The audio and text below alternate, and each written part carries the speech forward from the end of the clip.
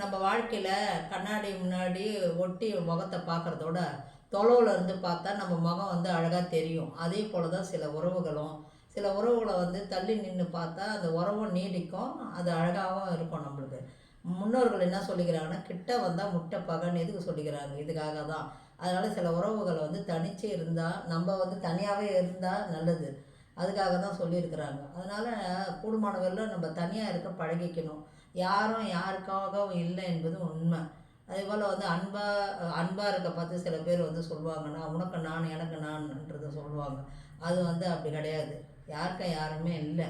இந்த நம்ம தனியாக இருந்து தான் பழகிக்கணும். ஏன்னா இந்த காலகட்டத்தில் தனியாக இருந்து பழகினா நம்மளுக்குள்ள மனதை நம்மளுக்குள்ள நம்மளே ஆறுதல் சொல்லிக்கினாவே நம்ம வந்து எந்த ஒரு இது இல்லாத நம்ம இருந்துட்டு போயிடலாம். அதனால் வந்து நீங்கள் கூடுமான வரலும் இப்போ தனியாக இருக்கிறாங்க, தனிச்சு இருக்கிறாங்கன்றதுனால அவங்க வந்து தனியாக இருக்கிறாங்கன்ற அர்த்தம் கிடையாது. அவங்க யாராவது ஒருத்தர் அவங்க மனசுக்கு பிடிச்சவங்களோட நிழலில் நினைவில் வாழ்ந்துட்டு தான் இருப்பாங்க. அதுக்காக வந்து நான் வந்து குறை சொல்லலை. இருந்தாலும் நம்மளுக்கு வந்து நம்மளை தான் துணை, நாம் தான் துணை அப்படின்றத நீங்கள் நினைவில் வச்சுக்கோங்க.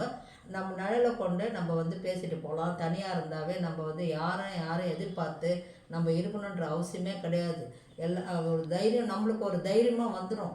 அதுபோல் வந்து இப்போ வந்து தனியாக இருக்கிறாங்கன்னா ஒரு முட்டாளுக்கு வந்து அது தனிமைன்றது ஒரு சிறை போல், ஞானிகளுக்கு வந்து அது வந்து சொர்க்கம் போல். நம்ம முடிவு பண்ணுறது தான். நம்ம தனியாக இருந்தால் நல்லது கெட்டது நம்மளுக்கு தெரியும். இந்த டிப்ரெஷன் இல்லாத நம்ம வாழ்க்கையை வந்து நம்ம கொண்டுன்னு போகலாம். உண்மை அதுதான். நன்றி, வணக்கம்.